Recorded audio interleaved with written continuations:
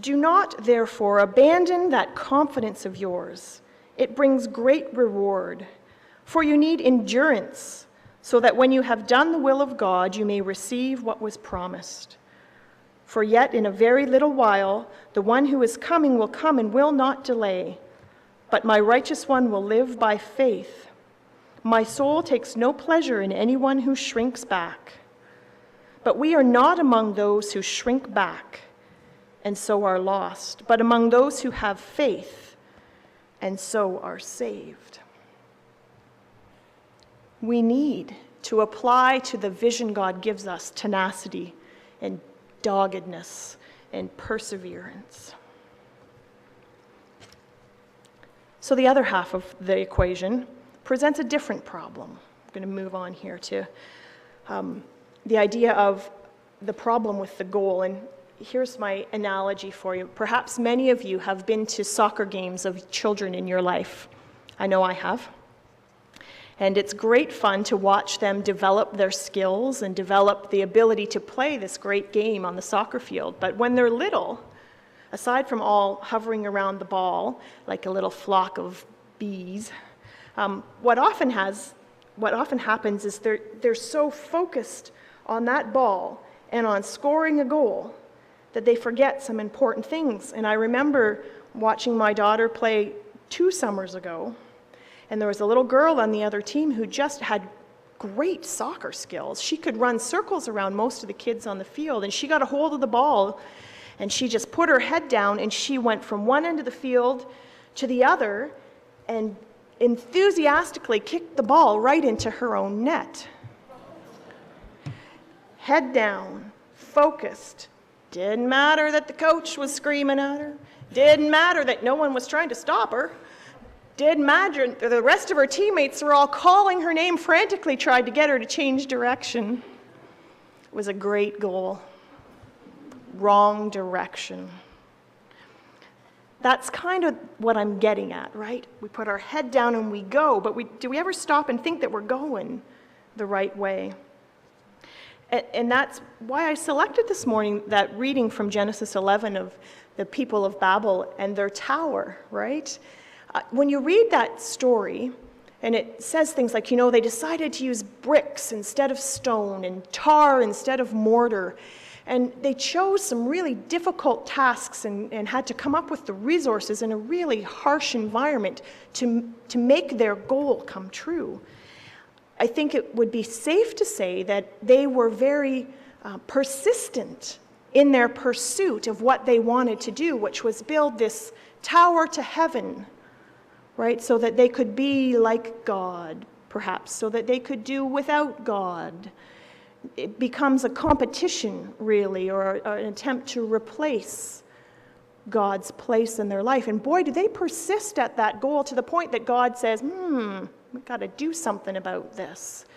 And he scatters them to the ends of the earth, and languages emerge. And that task comes to an end, but I wonder, in fact, I'm pretty sure that what didn't come to an end was the idea of persisting towards goals which do not lead us toward God. And in fact, they lead us on a path away from God.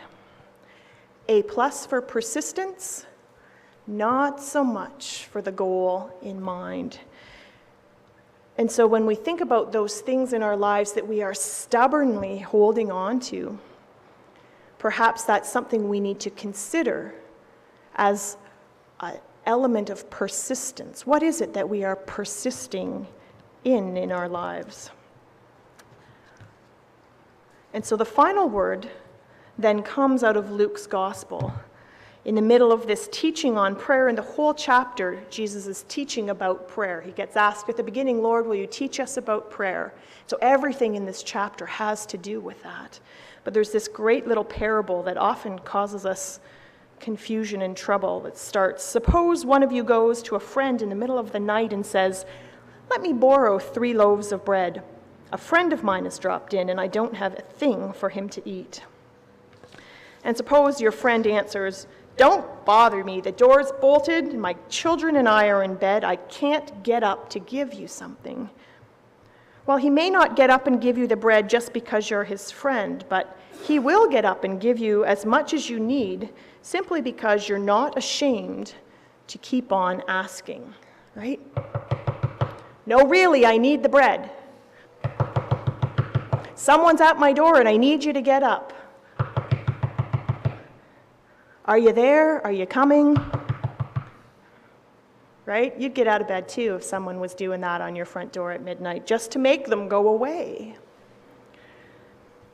The parable doesn't translate really well culture to culture, and it's even more difficult because so often when we read parables, our first thought is to try and sort of connect the characters. We want to make this comparison. Okay, so in this parable, I'm the annoying neighbor? No, I must be the guy behind, no. And we struggle with this one because it doesn't have those great sort of comparative points, because it's not a parable of comparison.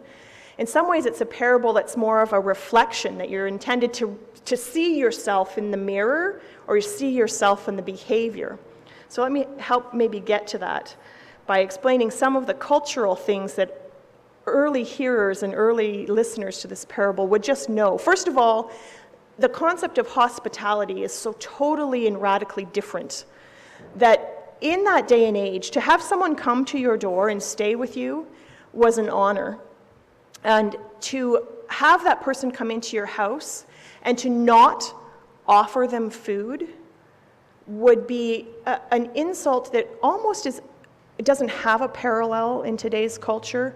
When you offered someone a place in your home, you offered them food. It just was a given. So the man in the parable has a real problem because he wants to show hospitality to his guests, but he has nothing to feed them. And it's just not going to happen that he'll go, oh, well, I'll get you breakfast in the morning. Or, well, it doesn't really matter. Just come on in, we'll give you a comfy bed. The food is really, really important. It speaks to the character and the nature of the person who's doing the hosting. It's not unusual for people to arrive late at night. If you think about the Middle East and traveling, especially when you're traveling by foot or at best maybe with some sort of animal to carry your things, it's hot during the day, so people traveled at night. Not unusual to have people arrive late at night. Neither, of course, were houses the multi-roomed things that we have today. So when somebody closed their house up and went to bed at night, chances are they were all asleep on the main floor, on mats, and it was the whole family. And if you have young children and you've put them to bed, you really don't want anybody to wake them up, because that whole bedtime process is never easy. So that knock on the door, that persistent knock on the door, really does disturb the homeowner. But the point is that the man in that story who needs the bread really has no choice but to ask. He is absolutely compelled into this persistent behavior. And that's the part, and I don't know what it is in your life that you would see in that, but that's the reflection that we need to see in that parable. What motivates us more than anything else to get up and do something we might not normally do? But we will persist at it because we are just driven toward the goal. In this case, it's a simple goal of getting food, but something that you're driven towards accomplishing with great persistence. That's the reflection out of that parable that God wants us to see in our lives.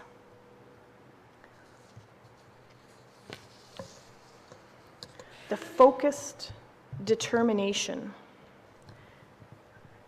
And what are we to apply it to? The whole chapter? Prayer.